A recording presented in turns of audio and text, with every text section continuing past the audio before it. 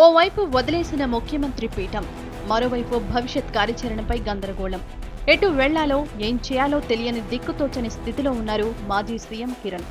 పార్లమెంట్లో తెలంగాణ బిల్లు ఆమోదం తర్వాత మారుతున్న రాజకీయ పరిణామాలు కిరణ్ ఆశలపై నీళ్లు చల్లుతున్నాయి. కోటరీలోని నేతల గ్యాస్తో ఉబ్బి తబ్బిబ్బైన కిరణ్ తనకు ఎక్కడలేని బలం ఉందనుకొని విర్రవీగారు.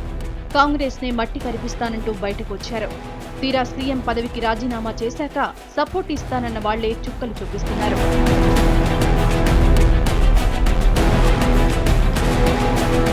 తాను రిజైన్ చేస్తే సీమాంధ్ర కాంగ్రెస్ లీడర్లు, మిగతా పార్టీలోని అసంతృప్తులు వెంట వస్తారని కలలు కన్నారు నల్లారి.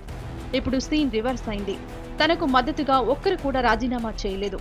పైగా అసెంబ్లీ ఎలక్షన్లు 6 నెలలు వాయిదా పడే అవకాశం ఉందన్న వార్తలు ఆయన వెంట ఉంటామని చెప్పిన ఎమ్మెల్యేల్లో ఆశలు చిగురింపజేస్తోంది. కాంగ్రెస్ లో ఉంటే మరో 6 నెలలు ఎమ్మెల్యే పదవిలో ఉండడంతో పాటు రాజకీయ పరిణామాలు కూడా మారతాయి. దీంతో అప్పుడు పార్టీ పెట్టాలన్న వాళ్లే ఇప్పుడు వద్దని కిరణ్ కు నచ్చ చెబుతున్నారు. రియాలిటీలోకి వచ్చి ఆలోచించాలని సలహా ఇస్తున్నారు. ఆలోచన చేసుకోండి, రియాలిటీకి రాండి. అతనికి ఉన్నటువంటిది ఈ సమైక్యాంధ్ర కోసం సర్వస్వము ఒడ్డి పోరాడిన వ్యక్తిగా ఈ రాష్ట్రంలో గౌరవం ఉంది. అయితే ఆ గౌరవం, ఆయనకున్నటువంటి గౌరవం ఓట్ల రూపేణా మారతాయా లేదనేది ఆలోచన చేసుకోవాల్సినటువంటి అవసరం ఉంది. ఇవాళ అతనికంటే ఎవరేమి లేరు. సమైక్యాంధ్రకు అన్ని రకాలుగా కష్టపడ్డాడు. మొదటి నుంచి నల్లారి వినిపిస్తోన్న సమైక్యవాదానికి కాలం చెల్లింది. ఇప్పుడు సమైక్యం కోసం పార్టీ పెడితే ఆదరణ వచ్చే అవకాశం లేదు. పైగా కాంగ్రెస్ లోని విధేయులంతా సీమాంధ్ర ప్రజలను మోసం చేసింది కిరణేనంటూ మాటల దాడి పెంచారు.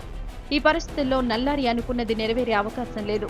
తన భవితవ్యంపై బెంగపెట్టుకున్న కిరణ్ తన సన్నిహితులతో ఇవాళ సమావేశం కాబోతున్నారు. ఇప్పటికే దిగ్విజయ్తో టచ్లో ఉన్న మాజీ సీఎంకు కాంగ్రెస్ లోని కొనసాగే అవకాశం తప్ప మరో దారి లేదని ఆయన సన్నిహితులే కామెంట్ చేస్తున్నారు. వాపును చూసి బలుపు అనుకున్నారంటూ పార్టీలోని నల్లారి వ్యతిరేకులు ప్రచారం చేస్తున్నారు. అవకాశమిచ్చిన పార్టీని కాదని సొంత పార్టీకి ప్లాన్ చేసి సెల్ఫ్ గోల్ కొట్టారన్న వాదన రాజకీయ వర్గాల్లో వినిపిస్తోంది.